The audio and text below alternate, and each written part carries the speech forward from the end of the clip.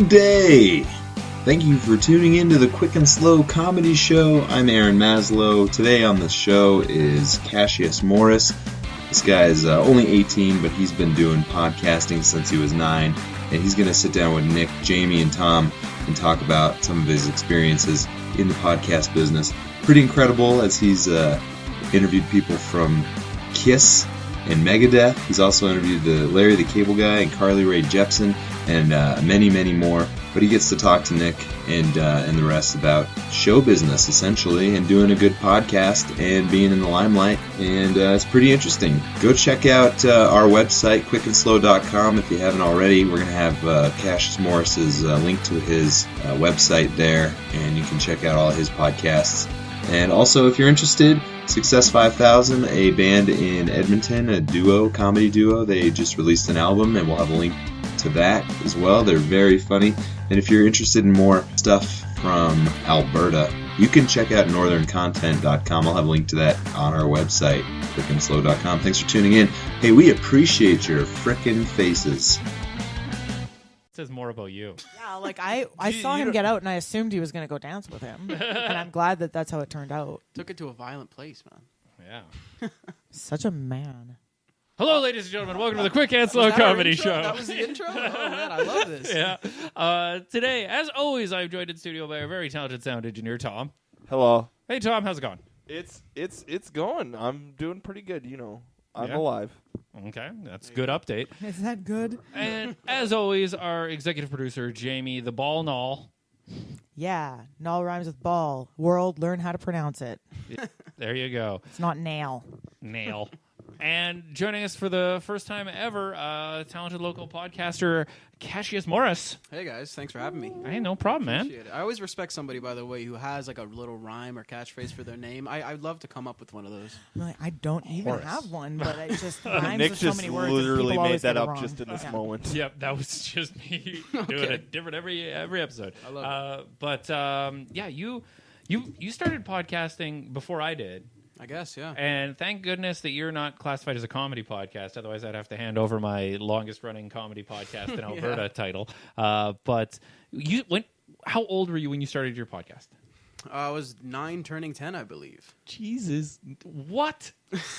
Yeah, man, it was weird. It was a weird. The whole thing happened in a certain way that I'd never sat down and thought, you know, I'd love to be a podcaster. It just kind of worked out that way. Like, weird. How many people were doing podcasts then? Like, what was that? That was like 9 years ago?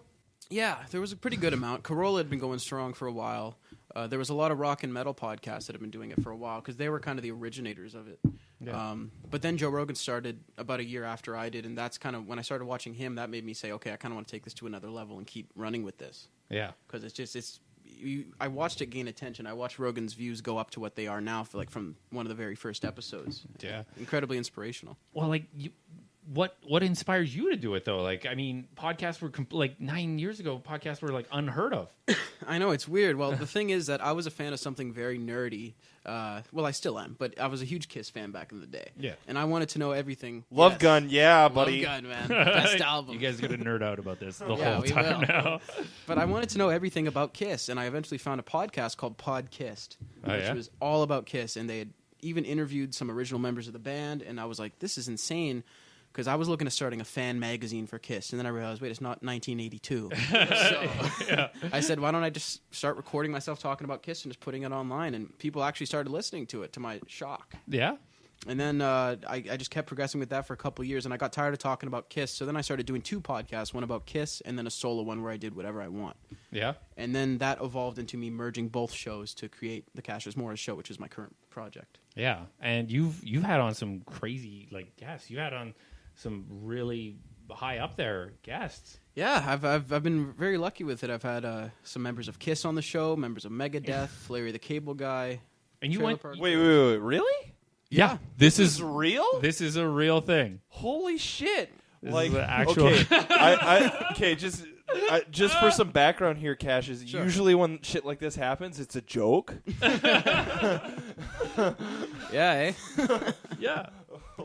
Like I'll bring on somebody and be like, so you interviewed God last week. But no, this is actually a real thing. Don't steal my boyfriend. Yeah, I won't. Trust me. I'll try not to. Yeah. He's not my type. But you went to the last Kiss concert here. You got backstage and did interviews. Yeah, I went the back, concert. met the band. That was an interesting show because I'm starting to grow up a little bit now. I just turned 18, and it's kind of the age where you're just starting to kind of like be disillusioned about things. Yeah. And, weed and Kiss doesn't mix. That's one thing that I think can really, a lesson that needs to be learned. So the show is a little bizarre to me, but other than that, it was a good time. They're still doing their thing. But so you went? Did you go backstage and smoke weed with Kiss? Is that what you're No, saying? no. Okay. Although I'm hoping that will happen. I have a suspicion that one of the members smokes, but Yeah, I'm not going to put him on blast. yeah, maybe. Wow, sweet. And yeah, you like it. It's pretty cool. You started it so long ago, and like you had you had a slow grow, but now you've steadily gone more and more and more. And you like I don't know, it was I think 2 or 3 years ago I saw you hit like 10,000 listens or whatever. Yeah. Which is kind of a big benchmark. And Yeah. and I think right after that you interviewed Carly Rae Jepsen. I did. Yeah, that was Yeah. a bit of a gong show. That was another backstage one. Yeah. I think I got to see some of the Facebook Live on that. Mm-hmm. Which Yeah. that was like the first time I'd ever seen Facebook Live before. Yeah, I tried to jump in because I'm friends with this one guy on Facebook who he really breaks all the technology. I never see anybody using, he was the first person I ever saw using Vine. Yeah. So whenever he starts using something, I I should get on that. I should get on Yeah, Vine. Eh? I feel that's a new That's company. good timing, Nick. I just invested millions in Vine. Yeah, exactly. Let's get I had to take some money out of my MySpace fund and then use it. But so you kind of get a leg up on the technology there for podcasting and everything. You're always I guess I'll tell the listener I did your podcast a little while ago, and you mine. I kind of have a studio where people come in. Yours is like mobile. You will go backstage to concerts to anywhere and do your podcast. Yeah, like that. Is there any downside to that? No, I don't think so. I think it's more of an upside. Well, the only downside is that it's just me doing all the tech stuff. Like I don't have an in-house producer or anything like that. So Tom's a saint. Yeah, I mean that can be a bit of a downside because I'd love to have somebody do that, and that can You can't be done. hear it right now, but I'm smiling. Yeah, good. Yeah, but it's so that's a bit of a downside when things stop working, and I'm not sure what to do. But otherwise, it's an upside because I think that if you're trying to get a guest, they're probably more likely to do it if you will come to them. That's one of the things I learned. So. Yeah.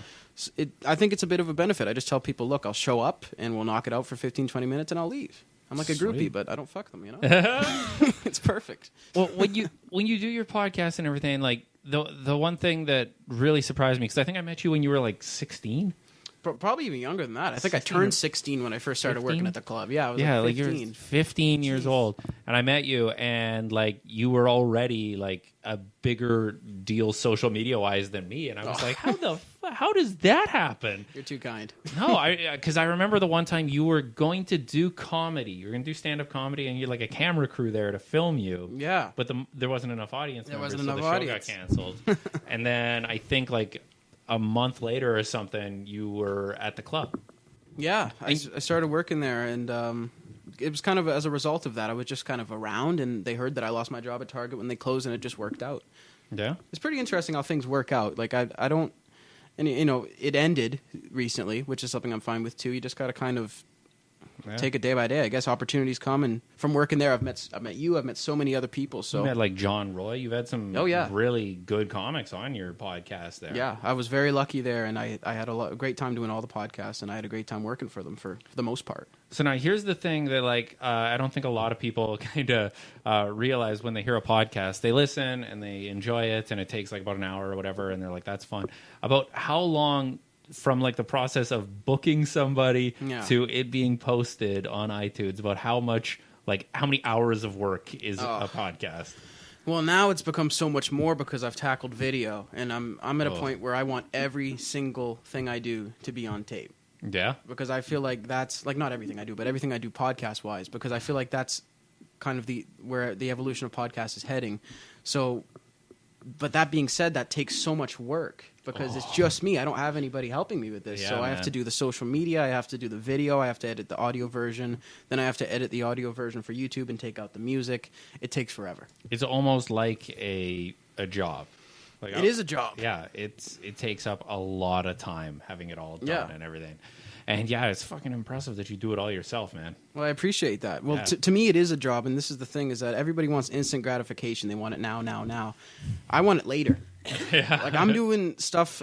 I feel like whenever I put out a podcast, I'm cashing a future check for 5 years from now, and that's how I look at it. I try to look at it like a business now more than because for a while it was a hobby because I was a pretty young kid, but I'm just trying to change that thinking. Well, and that's crazy, man. Because if I think back to when I was 9 years old, like there's nothing that I maybe furiously masturbating, but like other than that, everything else is completely different. Like there's. I don't know. It's so strange that you had ambition at that age. I think at 9 I was being a Ninja Turtle. Yeah. Right. I was probably doing both of these things. Yeah. But the ambition kind of came from, and that's why I thank Kiss, and I owe a lot of it to Kiss, is because I saw these people interviewing the band, and I said that could be me if I work towards it.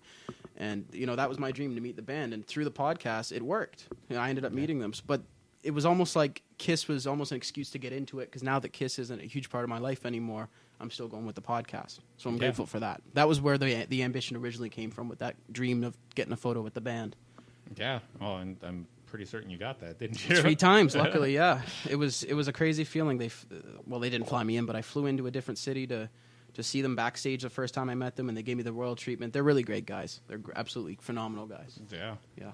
Nice. I only ever really watched like Gene Simmons' Family Jewels, but I love that show. He seems like a pretty decent guy, and his kids turned out good. Oh, so absolutely. like, They own a football team? Yeah, but and also they got raised by their mother too. well, yeah, and she's Canadian. Yeah, she's Canadian. That changes everything.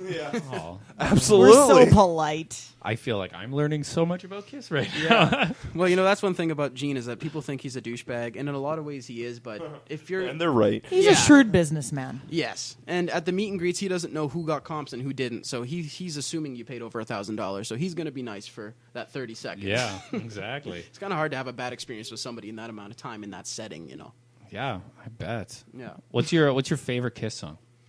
Oh, man. Probably either I Want You or Love Gun. Yeah. Good choice.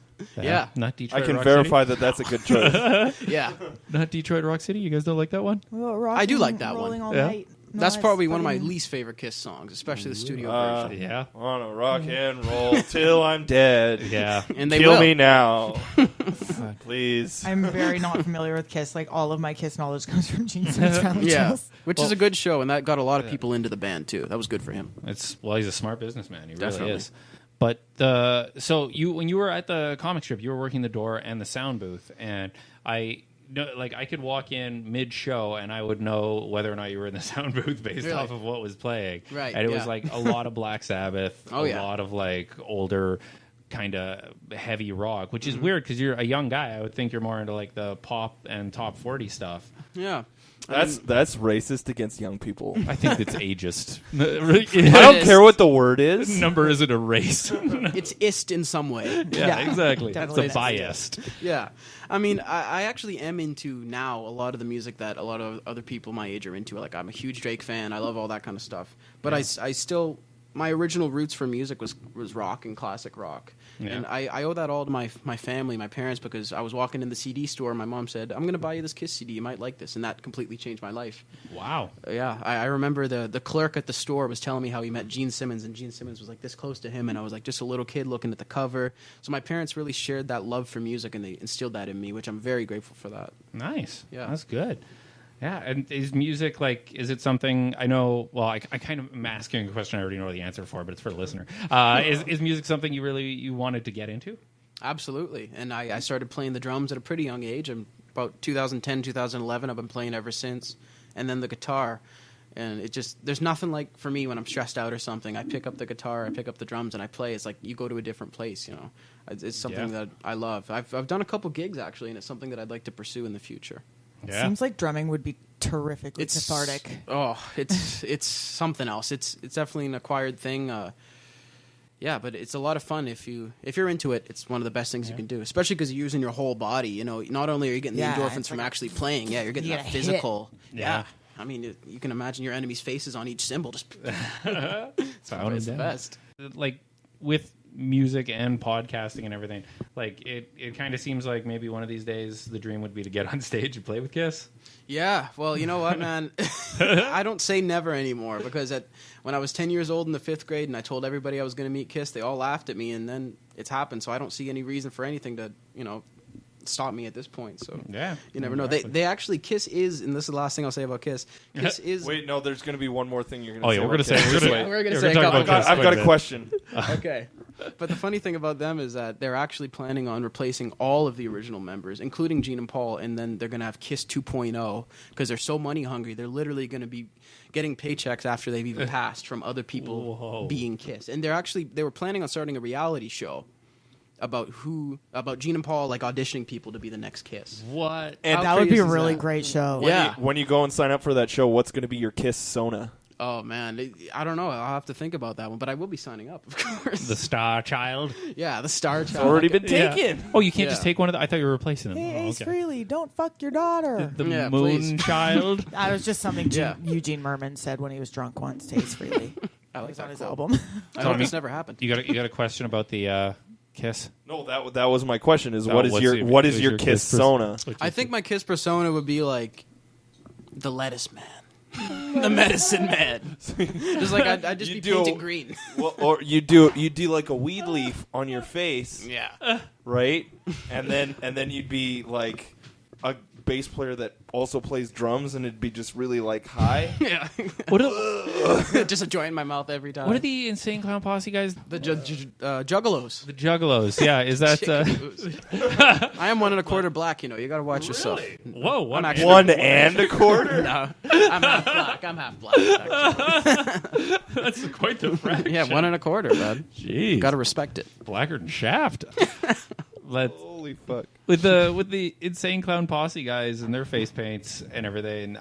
Do you kind of think that it comes from Kiss, or are they just trying to Yeah. steal the limelight? Or Well, I mean, what happened with Kiss was that they were influenced by Alice Cooper because he was doing the makeup, and they took that to the next level. So I think that acts like Insane Clown Posse, and there's a couple other bands out there like Slipknot. yeah, Slipknot, Marilyn Manson. What's that other band that like Rammstein? Rammstein? Yeah, I think all these guys were kind of influenced by it in a way, and they kind of just ran Rammstein with is it. absolutely transcendent. If you get a chance to see Rammstein live, you gotta go. That's what I hear. Yeah, I don't care what kind of music that you think you're into. You got to see Rammstein. hear they- It's fucking insane. I hear they shoot fire out of their guitars. Absolutely. I was really They- hoping you were going to say butts. They light yeah, the it singer sounded on. like it was going that way. They light the singer on fire. The fucking keyboard player is running on a treadmill the whole show. Am I gonna like it's be- insane. Having to watch a lot of burn victims during the show. They're not victims. They choose it. But I got a question about a music performance here. How's the music? Yeah, Should that factor into it? Oh, I mean, like it okay, so there's this thing that like I used to work at Rexall Place doing security at concerts. nice. Been to like 500 concerts there, almost 600 concerts there I know, over I've the been- course I've of been to like two. 2 years. And there's this thing that I learned where like you walk into a concert thinking like, "Ugh, Justin Timberlake, this is going to be such a shitty show." Right. And then you walk out and you're tapping your toes and you're like, "I actually kind of like Justin Timberlake's music now." Yeah, man. Because that was such a fucking great show. That's the thing. Definitely. It's fucking Madonna, I really give not very many shits about, especially her new stuff. Oh yeah. And I saw her like last year, and Yeah. it was like, what the fuck? Seriously. I could have had my ears plugged, and this would have been like a sensory overload. Like, Definitely. Yeah, I was Yeah. at the first show of hers too, and I'd never heard any of her music, and I was blown away. yeah. Yeah, I loved it. And that's the thing. Kind of that experience. What it really taught me is like music. When people talk about like, "Oh, I'm not into this genre of music. I'm not into that genre of music." Well, statistically, you're wrong. First of all, and second of all, like, why would you like? I know so many people that when U2 came through town on their huge tour, that it was like the security company that I worked for. They were asking for volunteers. You could see this show that people were paying thousands of dollars to sit in nosebleeds for free. For free. And you're like, I don't really like U2's music. I'm sorry. You're seeing one of the most incredible things that has ever happened. The Yeah. biggest shit ever? Did Yeah. he Legendary take his show. sunglasses off? Yeah. No. No. Of course not. Shit. He can't look people in the eye Yeah. like humans. That's for weaklings. I have so much money, but I ask you for yours. I can't look you directly in the eye. Tonight, thank God it's them instead of you. If I was charging that much for T-shirts, I couldn't look people in the eye either. These poor it's true. people. Oh my God, they're like $80 sometimes. Ridiculous. That is so crazy. A smack in, but you know what? That's the thing with a lot of artists is that That's when where you they get really their look money. into it, that too. But sometimes they can't price things. You never know, right? These companies have a lot of pull with them. Yeah, They're employees for these companies. When you sign a contract with stuff like that, it's sometimes you end up making. Like, I know a lot of comedians that tour, and they make enough money to almost pay for the flights of where they're going, so that they have to sell the merch, because otherwise they can't afford food. Right. So No, and Cassius brings up a good point, too, is like, when you get to a certain level and you're not really in control of your ticket prices or your shirts or whatever, then it's not fucking U2 that's charging you $80 for a shirt. It's Warner Brothers because they're greedy fucks. Exactly. Right? 100%. But I know a lot of artists these days are kind of like I know some have gotten dropped from label deals because they're like, no, you can't charge our fans that much to go see a show and shit like that. And I know lots of artists they're pretty adamant about pricing their shit properly. So Yeah, it's a fine balance from what I hear. And that's funny because you hear Kanye West always screaming about how he's marginalized by corporations, and people say, oh, that guy's nuts, that guy's mentally ill. Well, when you listen to what he's saying, people yell at him for having $350 sneakers, but the reality is he can't change that price. yeah, So who do you want to yell at, him or Adidas? yeah. You know? yeah, most people would yell at him. Yeah, definitely, and they still will. Adidas doesn't have a face for them to yell Yeah, at. exactly. It's just a well, little they picture. do. It's Kanye West. Yeah. Well, and it's strange too for like, I mean, me as a comedian right now to be like, I would never charge more than $20 for a show I'm in, and then like the reality of it being like, I talk with a promoter and they need to rent a venue, and to make them enough money they need to charge this. So it's like it's easy to look ahead and be like, oh, I would never do what they do, but I mean, we've never walked where they have. So Exactly. And we've never sat in those meetings, about with those $1 million deals. yeah. I've stopped saying I'd never do that after I did a whole bunch of things that I never thought I'd do. Yeah, and then you're like, nothing's off the table. Jamie killed a homeless man last night. Last night. Fun. Oh, That was you, Nick. Jamie is framed. I'm gonna go. No, I'm just kidding. But yeah, You're not homeless, you're fine. I think it's a really good point. Is that a lot of people, they idealistically will say like, oh, I'll never charge more than this, but it's like you don't have the full understanding of the costs and all the work that like the servers are doing and these people. And once you start to see all the wheels, then you start to be like, okay, that's worth it. And then it really kind of opens your eyes to other things that are, you'd think like, oh, that's like you go to some fancy sit-down restaurant and you're like, oh, that's really expensive, except for this, chef who's been working for 40 years to make you this meal. Yeah. Right? Like, Definitely, man. slow cooking, but Yeah. And if you don't have that machine behind you, you end up having to do all the fucking work yourself. Yeah. And then you'll end up like Fugazi, living with a roommate when you're 45 Right. or 50. It's a Todd Barry route you has can a joke take, about though. that. You can take the route to do everything yourself and like kind of bypass the corporations. It's being done, but it is difficult. It's a lot of your own legwork. Yeah. Yeah, and I mean the business part of show business is the worst. Mm-hmm. It is horrible. It is Yep. terrible. And I mean, I have meetings and negotiations and contracts and all this stuff that I got to work on. And I want to be funny. Why can't I just be funny? Why? Right. Because there's so much law involved in this. Yeah. Yeah. Well, that's the thing. Kiss's drummer on my show, he was saying that, and I thought it was interesting. He was saying it's called the music business, not music friends. Yeah. And that goes with everything. It is a business. People need food on their tables, and this is their job. Definitely. So yeah, it's just interesting. But now with you guys, let's say that like a television company or something came to you guys for this podcast, yeah. and they My answer is always yes. they offered you a ton of money to change the show and do a ton of things you didn't want to do. Would you Really? take the deal? Absolutely, I would Yeah? always. Well, Because that would give me the platform to be able to then maybe make some money and do what I wanted later. Here Right. is the only deal breaker that would stop me from signing that is if they limited me in other fields. Yeah. If Okay. they said, That's the thing. you're doing our TV show, you can't do comedy, you can't do podcasts, you can't do this. Because now what they're doing is they're taking away options, and then it's a job. Like, Yeah. it's basically, you're just paid to work at Target, and now I can't do the things I love, which is stand-up comedy, which is Yeah. stuff like that. Yeah, no, that's basically my caveat. So, Right. and I think if they're coming to Nick for the show, they want the show. I like to think. And so when they're asking you to change the show, either they have it in their, like, it's in your best interest, like it's good feedback. Yeah. So it's like, okay, yeah, we can do that. Or it's like, well, why are you coming to me for this then? Mm-hmm. Yeah. Why are you hiring me to do this? Like, why didn't you hire somebody that does that? Yeah. Right. You know? If they're like, yeah, we want this podcast, but we want you guys to trade hats every 3 minutes. It's like, why don't you get a hat? Why is this me? Why is this not a hat thing? Right. Yeah. Let's get the other guys. Yeah, get some sort of hat swapper off YouTube or some sort of thing, because apparently they're. I found out a YouTube guy made $1 million off a video of him throwing hats on people's heads, and it's just been eating me Did alive. they get like? And right I'm on jealous. his head though. Yeah, he was throwing it from like 20 feet away, 40 feet away, flipping it. He threw one off a building onto another guy. Well, Nick, maybe learn a valuable skill like that, and you'll become a millionaire Yeah. as well. Other than not killing women. Yeah, that's my main Yeah. skill. Is totally not killing women. There's also the guy who he has like a hot knife channel. He literally just heats up a knife large and- knife. Yeah, Yeah. puts it on like. Oh, I watch those. Yeah, well, when you're high, those are good. The thing I recently discovered is Tiny Kitchen, Tiny kitchen. where a guy or a girl, I don't know, the hands look a little mannish, but pretty soft. I'm not sure.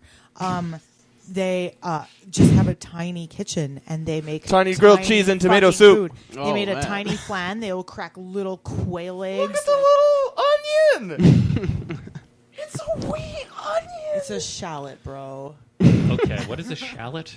It's like a garlic onion-y cross, Yeah, but it's its own thing. It's a tiny onion. Oh, okay. I'm like, because Tiny if you kitchen. can't explain to me what a shallot is without saying tiny onion, then I'm just going to say it's a tiny Just say onion. it's an onion. It's its yeah. own thing. It's related to A both garlic and spade onions. is a spade. Just saying. Unless and it's a a giant- fucking shovel. And the ace of spades. Rest in peace to the legend. Yeah. And when you order a Jack and Coke at the bar, folks, order a Lemmy and make that thing catch on because people tried. Yeah. Yeah, keep it going on. Yeah. It's called a Lemmy. Yeah, Motorhead was so good. Insane. Yeah. I love how they know. took that classic musical influence from like the blues stuff and then they made it hard metal. Yeah, I really respect exactly. that. I think it's one of those things, and a lot of people, because we were talking about Kanye West earlier, a lot of people look at Kanye and they don't see a lot of things. Like when he did his the Harder, Faster, Stronger, and like it got a lot of people into Daft Punk, into like, Totally. the original stuff, and it was like he was being true to them, and I mean they made money off of it. So and then when people are like, "Oh, he's talentless," and I'm like, "No, he's actually." Here, the one thing that I don't think anybody could ever say about Kanye is that he's talentless. He's an amazing Yeah. producer. He's incredible. Very talented. He's an incredible artist. He's he's very narcissistic. Sure. I think, and this is me just being kind of philosophical about it. I think when people talk about talent, they don't really know what they're talking about. Because when I think of somebody that's like, "Oh, Tom, you're such a talented guitar player," and I'm like, "Well, no, I'm not. I just have done this for a long time, and I'm finally kind of okay at it." Yeah. And it's like they don't understand the work Oh yeah. that went into it. And it's like I find that most people that try to talk about talent, it has less to do with actual talking about talent and more about like I want my opinions to sound as fact. Right.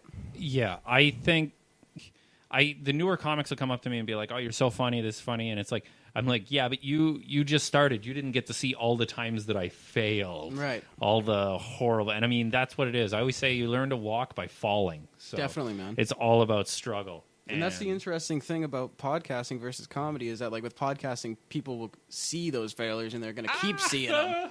But, you know, with stand-up, it kind of fades away. But it's okay because, like, whenever I look back on something that I've done and I cringe, I'm like, hey, I learned. I'm cringing, meaning I'm not going to do it again. Yeah. Yeah. You know? So why not, right? Yeah. Yeah, I wonder. what is the worst podcast you've ever done? Oh man, there's been a couple. There's been a couple that I haven't released because they were just so. I'm not going to name names, but it was with a comedian, and this guy. So This now you guy- have to name names. No, Sweet. I Well, my can't. episode aired, so it wasn't me. Yeah, no, definitely. It was nobody from the Edmonton scene, but this guy, he's so good at being fake nice that I actually thought he was a nice guy. Well, like we talked for a week planning this podcast, and I was like, this is a really genuine dude. And I sat down, I'm like, man, this guy's a douche. Like, I don't even want this guy on my show. So Jeez. I talked to him for like 15 minutes, and there was no chemistry. I was like, okay, thanks, man. Gotta go. Wow. Yeah. I mean, I'll always usually go through with it till the end, but sometimes it can be kind of rough. Sound like an abused wife. Yeah. I'll go through with it to the end, but I won't like it. I tried to not burn the roast, honey. I'm sorry. Yeah, that's But yeah, there's been a couple. You know what? And I'm gonna be honest. The Carly Rae Jepsen one did not go over very well. Yeah. Simply because I was new to Facebook Live as well. Yeah. And I was like, okay, I'm just going to do Facebook Live. I didn't realize how terrible the connection inside of Northlands Coliseum in the basement in the dressing rooms was. Yeah. So my connection completely cut off. I wasn't expecting that. So then I started filming on my actual cell phone camera with her, and it says I'm out of storage. So that's why the full thing never really was released. So that one was pretty bad. That gave me a pretty bad name with a certain music executive who I'd love to repair that if you're listening. Yeah. Well, something like that. Like that's, I think, one of the things where it would be for me, for like some of the video podcasts we do here, it would be impossible for me to like set up the camera, have the shots, and do the interview and be spontaneously like that. Would just there's no way I could wear all those hats. It's difficult, but the thing is that you look at the most successful podcasts on the internet. I'd be hard pressed to find one that doesn't also have video. Yeah. The Corolla Show has video now. Joey's doing video. Everybody's doing video, and I'm kind of sitting here thinking, well, I'm not nearly at their level, and I'm going to be even more left behind if I don't have that. Yeah. So for me, it's worth it, but it's not for everybody. There's a lot of audio podcasts that do really, really well. So you don't have to do it, but you definitely don't. But I think that there is an audience for it. Definitely, and people like it. 100%. The Facebook clips is a big thing too. If you put like a minute-long entertaining clip of your video podcast on Facebook, that'll go a long way.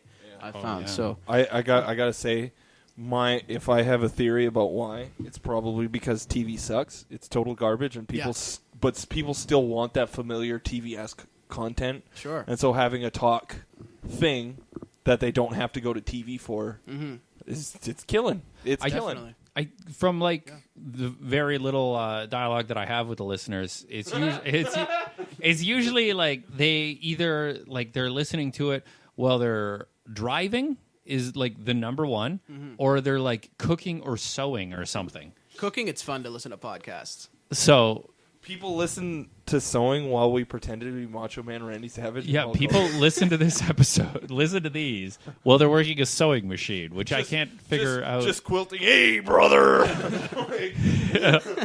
This is so relaxing. Yeah, yeah, exactly. Hey man, you don't get to pick your audience.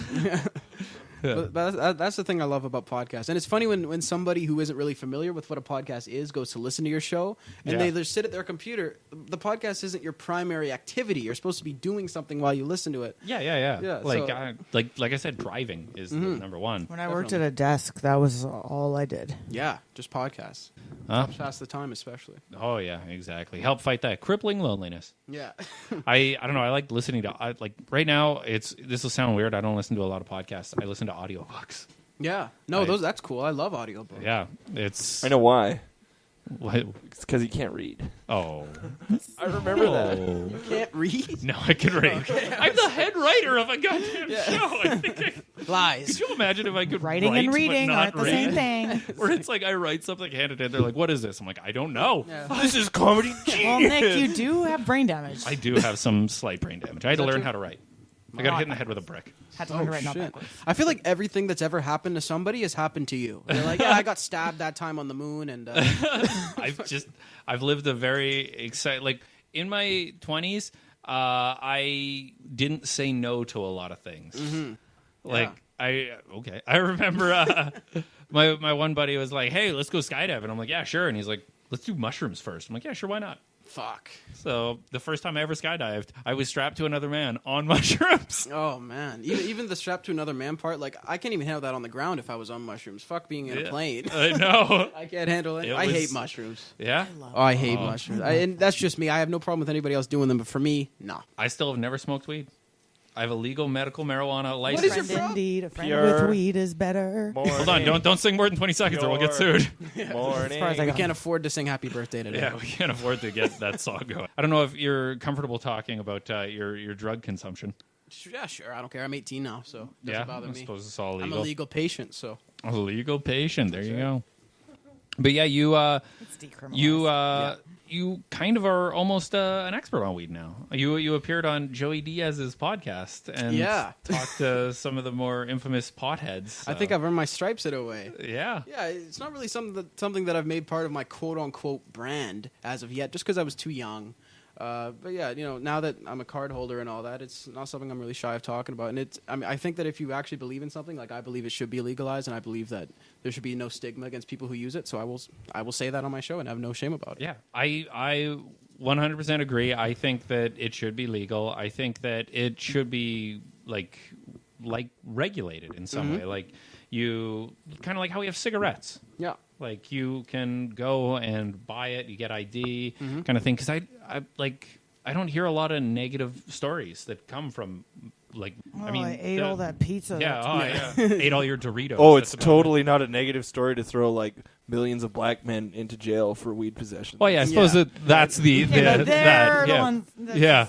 But I believe that actually works for my argument than anything. That's a consequence legalization from the law, not from the use. Yeah, I got your back, Nick. Yeah, but the whole thing, like I've never smoked it, and I'm currently talking with some filmmakers about a documentary that we could do where I will smoke weed for the first time. So you can't even you're holding out for the deal. I'm holding out for money. Yeah, because why would I ever smoke weed for free? That. Yeah, that doesn't make any sense. That's a waste of everything. Yeah, let's get paid. Hold off on it, and then you get paid. But it's another thing, and I really like that you're the exception to this. Is a lot of people say like potheads don't have any ambition or anything. Yeah. Whereas like you are, I guess quote unquote pothead, but you've got like you're working your butt off on your podcast all the time. You're working your hustle. Definitely, and that's the thing for me is that's the only reason, or that's the only way I could even find it acceptable to be broadcasting that, because I'll put on my Snapchat me smoking a 2-gram blunt, and then I'll tell you guys about the next thing that I'm going to post. And I plan it in that way because people are going to think that after I smoke that blunt I'm going to go eat pizza. Really, I'm going to go edit for 2 hours. Yeah, and I'm trying to show that it's nothing to do with it. I'd just rather be high while I do it. I think I have every right to do that as a human being. So you do, and everybody does. So it just makes life better. Yeah, and I mean, I don't think it's something for all the time. Like if I'm doing a podcast or something, I won't smoke before, but after, whatever. Yeah, but I think that's something like, I mean, I kind of have an unwritten rule. I'm not much of a drinker, but I never drink before I go on stage. Yeah. Because that's work. That's my job. I gotta be there for it. So you want to be in your right state of mind. Definitely. Yeah. That's absolutely a rule with the band. I'm like, I'll never be playing a show and somebody is drunk behind me. Like you're fired immediately. Don't even put yourself into a position like that. Yeah. Like there's no reason for it. I had a guy ask me on YouTube, oddly enough, what is some advice for starting out in comedy? And he's like, I'm really nervous. And I said, don't get drunk before your show. Because, I mean, you working at a comedy club, you have seen some terrible comedy go up there. I've seen some nightmarish performances. Yeah. You've seen some horrible bobs. There's been sometimes, because I'll go and hang out in the sound booth with you, and we'll just stare at the stage and be like, what the fuck what is happening in this building right now? People paid for this? Oh, But then I've seen some of the most incredible. I've seen, like when TJ Miller came to that club, and he rocked that place for like 3 shows in one night. I've never laughed so hard at work. Yeah. I mean, there was some beautiful moments at that club that I'll never forget. I mean, Bert Kreischer was a lot of fun. I realized that somebody I look up to has a severe alcohol problem, but that's okay. Bert's an interesting character. Everybody's got their struggles. Yeah, I wonder about Bert sometimes. Yeah. Oh, he's so nice though. Such he a is. friendly dude. He's a great guy. Yeah.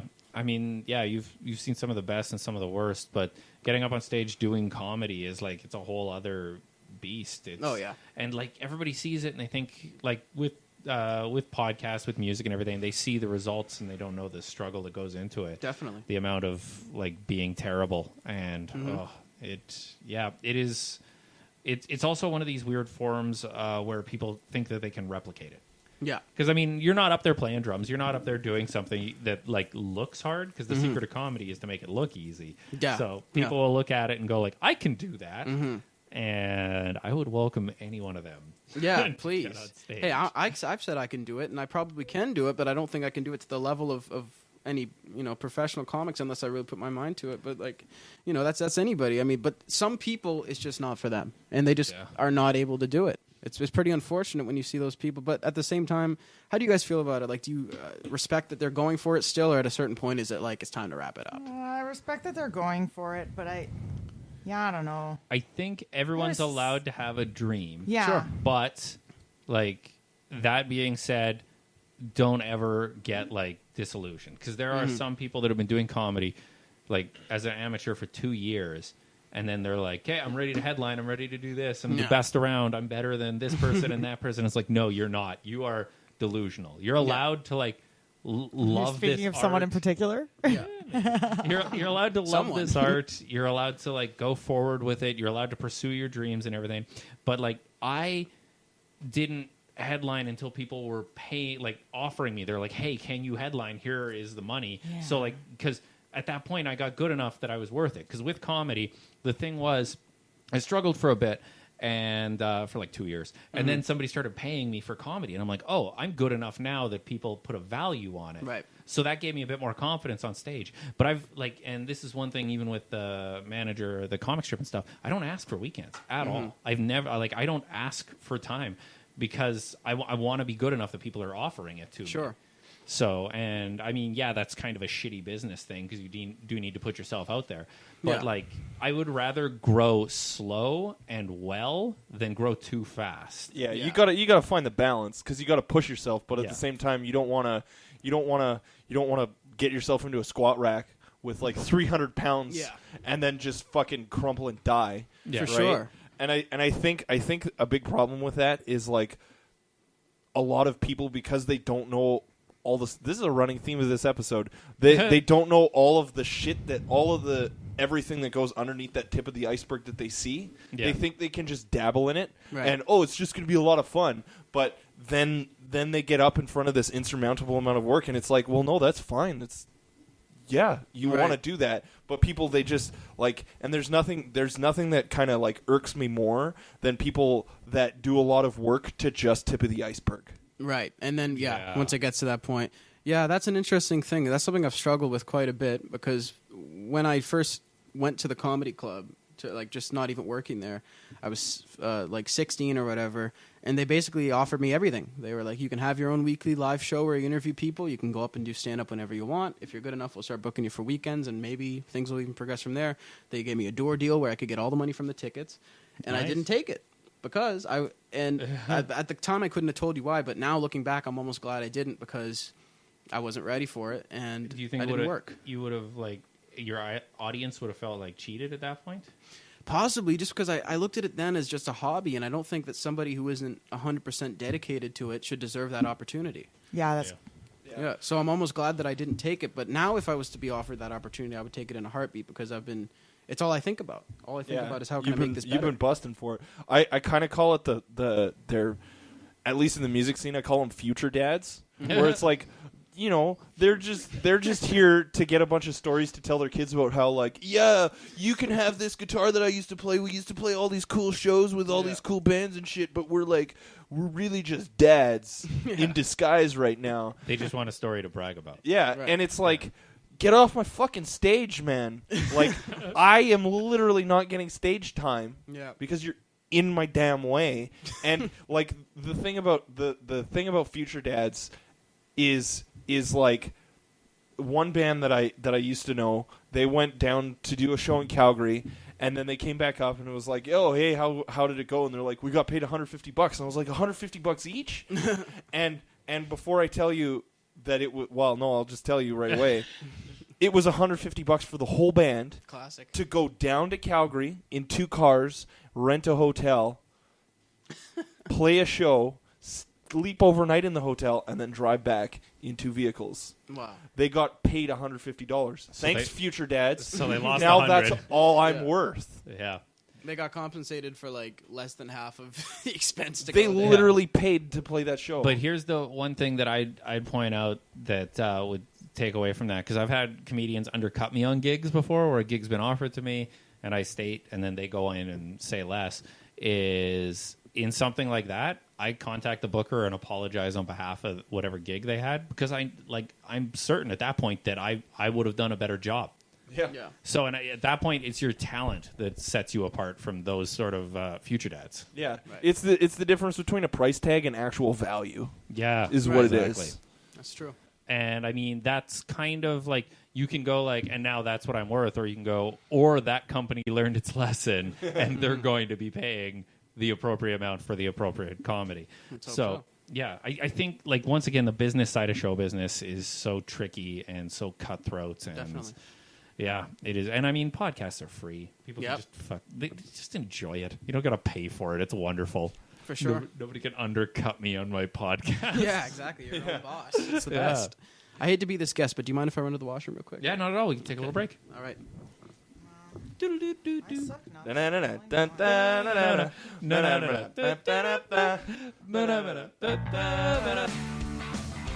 Hi, everybody. This is Josh. And this is Robin. And we're Success 5000. Local musical comedy duo. Maybe you've heard of us. I was going to say maybe you heard of us. Oh, gotcha. Too late now. I already said it. Moving on. We recorded an album recently. Yeah, and we Maybe put it you've heard of online it. for you to buy. Yeah, it's called We'll Fix It in Post. It's available at success5000.bandcamp.com for only 10 bones. 10 bones. Not human bones, just like cash money. Like a euphemism for like money. a euphemism for money. Yeah, anyway, spend your money at our website and do the thing and get the stuff and love us. Please. Success5000.bandcamp.com. Yep. Get it. One more for safety. Bye. These days, but I think in the listener count, you're probably ahead of me, so I can take that. maybe. But the you have on like you because you do have your Facebook for the podcast, Yeah, facebook.com/Cassius Show, yeah. and then do you have Instagram and Twitter Yep. also, or is that just your personal one? The Instagram's personal, but the other, basically all my other accounts are for business. I have like my business photos, but my Instagram's actually locked, so if I know you, I'll let you in there. But, yeah. Okay. There you A go, couple you're squinty-eyed photos on there that I try to hide from Facebook and everything else. So. That's actually sorry to interrupt your question there, Nick. That's actually an interesting question. How do you separate your public persona from your private one? Oh my God, this is Yeah. actually very topical for me. Yeah, Is it? Okay. Nick just got his first stalker. Not my first. I just got my Yeah. first dedicated. Are you stalker. following me? Why no, I'm stalking you. Yeah, there's a big difference. No, this lady was liking my stuff on Instagram, and she sent me a message saying, like, you're my favorite comedian. And I was like, oh, here's my fan page. And then she went... What if she's From- listening to this right Well, now? The odds that I she encourage isn't her- listening is pretty low, I I think. encourage her to stop listening Nick to this Lau and knew- find a better idol. Nick Stalk now me. lives under a pseudonym. Yeah. So, yeah. Oh my God, Nick, you're almost gonna become Nick. Definitely killed a woman, McQuik. It's almost about to happen. You're moving on up, buddy. I think I hear a knock at the door. Is that the woman? Sounds What pretty a- feminine. Yeah, what a prophecy. What a self-fulfilling prophecy. For a second, I was like, pizza? Yeah. Oh, Yeah. joke. Yeah, so I had to change my Facebook, my personal profile. I had to like change all the security settings. And, like, Shit, eh? Because she was going down my friends list, Yeah. asking my friends for my phone number. Classic. Wow. Yeah, so I was like, oh, you're blocked. You were blocked as hell. That's scary, man. Yeah, Yeah. people can get weird. I had the guy the other day who messaged me, just very nice. Hi, I just heard your podcast, whatever. I'm a huge fan of Joey and all those guys. Where can I contact them? I said, well, message him on his Facebook page. And then he starts messaging me for my phone number. And then he starts messaging me, say, do you have Joe Rogan's phone number? Do you have Joey Diaz's phone number? I'm like, no, I don't. He's like, well, can you email them for me? I said, no. He's like, why not? I was like, I just can't. And he just continued to just message, do you have Joey's phone number? Why can't I talk to him? Oh, man. People get weird out Like- there, man. I don't understand No. why people don't understand the concept of like that's basic privacy. Definitely. Like, Boundaries, Yeah. don't man. give out someone's phone Yeah. number unless they have said it's okay to give out my phone number. Definitely. Like, doesn't everyone just know that that's a Yeah, thing? they should know. If I ever become in the government, I'm gonna make it so that there's a class in every school where for one entire hour, from the time you're in kindergarten until you graduate grade 12, you just say no for an Yeah. hour. No. Just Everybody no. just practices Seriously, saying no. I had a tweet about that. I'm like, why did I learn conics and not fucking boundaries? Yeah. Right? Because, Seriously, like, eh? what the fuck? Yeah. That's People all I don't have know. to say about that. What the fuck? I think when you apply for your job with government, as you said, they're going to be saying no really hard there. Just general. Good, you're government. on the right track. Yeah. I'm in the tight. It was a tight race. No, it wasn't. Yeah. No. But how do you like? Yeah, with Tom's question, how do you determine what is like your personal and what is your public? Well, that's a good question. I mean, it's a little bit difficult because, like I said, when I was underage, there were certain things that I tried not to reveal about myself, just for my own family's sake, you know, Okay. because you know it just doesn't look very good.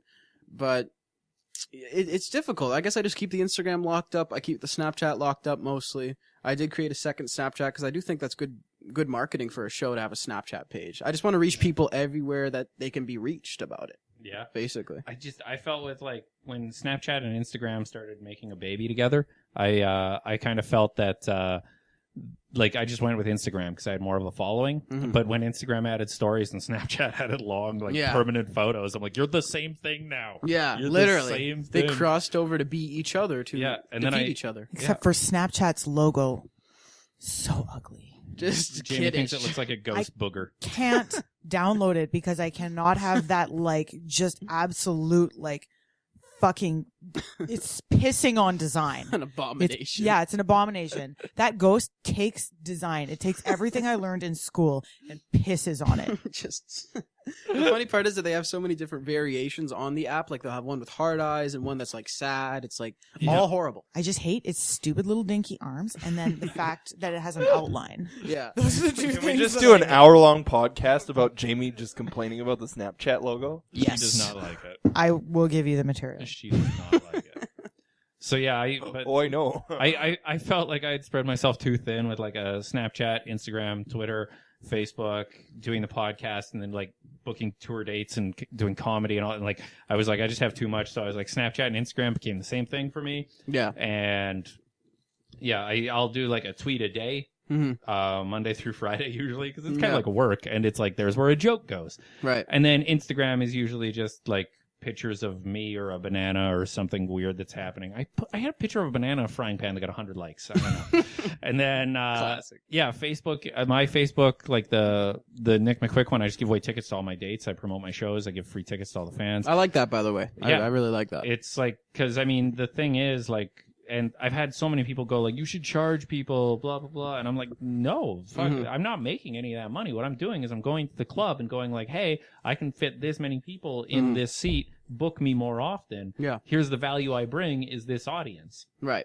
And I get to show them the value. So like they're doing me a favor by coming out. So it's kind of a mutual thing. Yeah. So yeah, I give them free tickets, and like I never ask like, hey, yeah, you'll get free tickets if you go and like follow me on this and that. No, it's no hoops to jump through. Just fucking ask me and I give tickets. I hate it when people do that. You follow me on Instagram and then Twitter, and then you can get 2 Yeah, tickets. and you'll be entered for a chance to win this or get these. Yeah. No. But keep your phone off during the show. Yeah. Like sending mixed messages here. I don't like any of the jumping through hoops stuff. So I'm just like, just get at me on my Facebook fan page. You get free tickets. Yeah. And with the podcast, we always do a monthly giveaway for something, usually a board game or a bottle of vodka or something like that. So, and it's like, I give that away, and all I ask there is T-shirts. Yeah, T-shirts. Yeah, nice. Like, comment, subscribe, and then you get it kind of thing. Just so that like, because otherwise people will like or comment or like they'll miss one. Yeah. And then I'll be like, I don't know if they wanted it or if they actually like, did they like this because they wanted to win it or did they just like it? Just scrolling through type of thing. They just scrolled through and Yeah. liked it. So they might not even know it. So I kind of have a little bit of a hoop, but that's because I have to spend money to mail things to people. So I'm at a loss for that. Yeah. But it does go a long way because the people who are going to get the most work are the people with the built-in fan base. Yeah. Your fans come with you if you're doing things like that, and the clubs will take notice, and obviously they're calling, so it's working. Yeah. It works. And that's kind of my business plan too. I look at what you do and I respect it. I try to take after it a little bit, Yeah. And that's what I'm trying to do because when the next level comes, be that a TV podcast or some other thing, I will have a built-in audience. Nice. It's a good thing to have.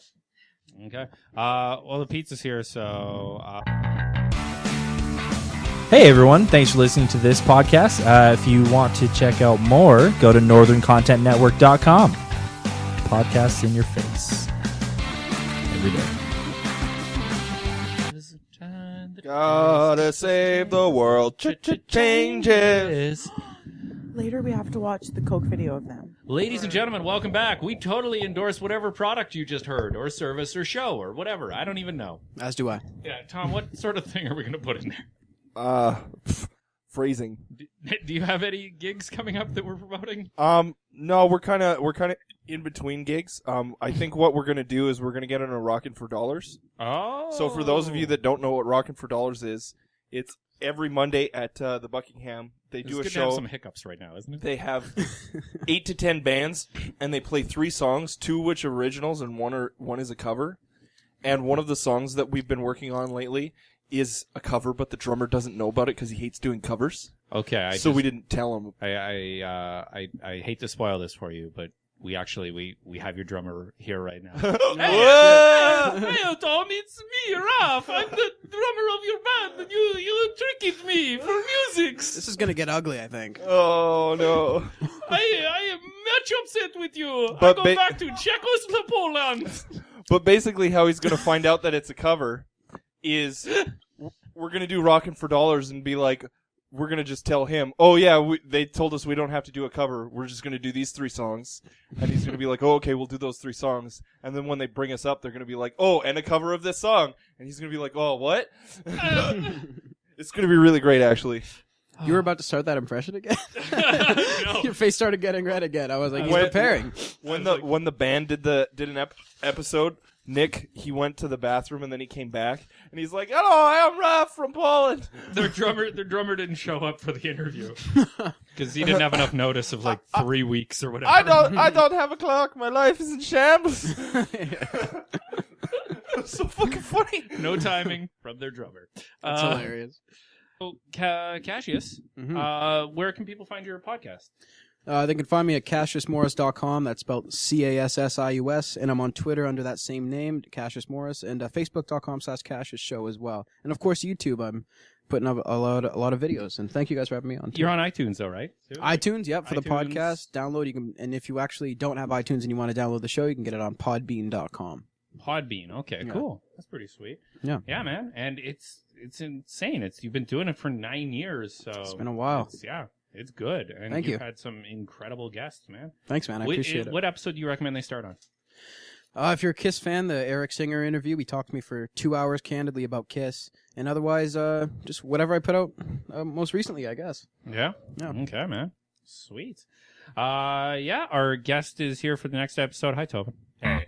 So we're going to start that one. You're Directly hang in around my for a little bit of that? Sure. Okay.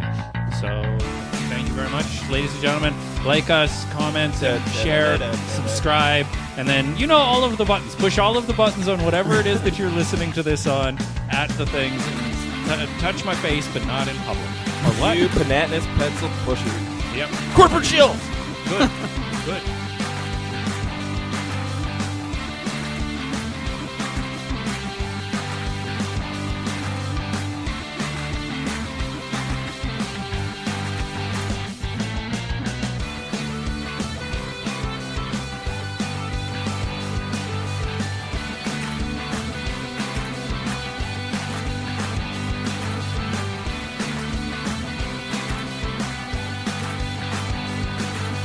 Fucking it up. Yeah. Like, Seriously, fuck Fashion Book. Fucking hate that place. Never heard of it. Ladies and gentlemen, you can check out my podcast at facebook.com/quick-and-slow. And mine. Yeah. Bunch of fucking shills. Yeah. You got your...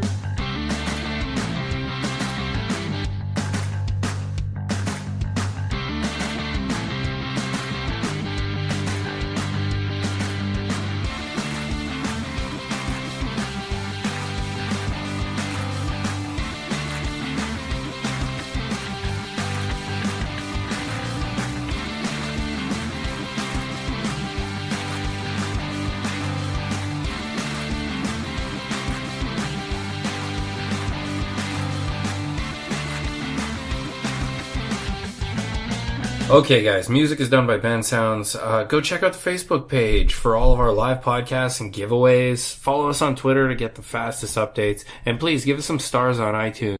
Hey, guys, thank you so much for listening to this. We had an amazing time making it, and I hope you guys enjoyed it half as much as we do. Keep on listening to podcasts in the free world. Good night or morning. Uh-oh. Okay, knock, knock, guys. That's a normal thing.